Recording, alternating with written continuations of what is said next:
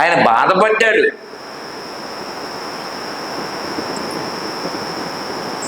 ఎంత విభవము కలిగినంతయును ఆపదని చింతించినది కదా చరణి జీవనము.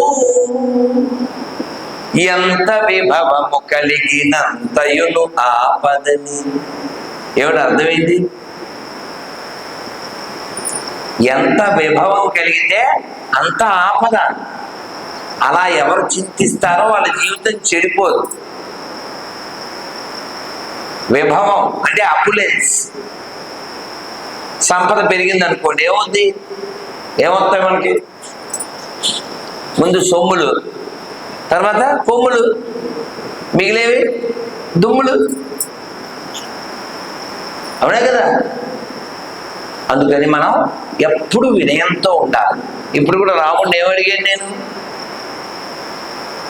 పలికెడిది భాగవతమట నే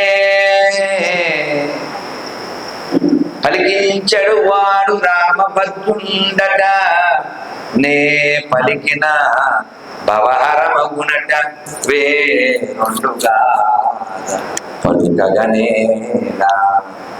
స్వామి నువ్వు పలికిస్తే నే పలుకుతా. అందుకని నేను చేస్తున్నాను అని అనుకోకండి. ఇంకో విషయం ఏంటంటే, పొద్దున్న కాఫీ లేకపోతే మైండ్ పనిచేయదు, టీ లేకపోతే మైండ్ పనిచేయదు. అదొక మైండా? దేనికో నువ్వు లోపడిపోయావు. ఒక వస్తువు నీ మీద ప్రయత్నం చేయడండి, అది పోతా. బ్రహ్మానందం సినిమా ఆయన ఉన్నాడా? ఆయన వాళ్ళ నాన్న చెప్పాడంట, ఒరే ఒక మనిషి తిండి లేకుండా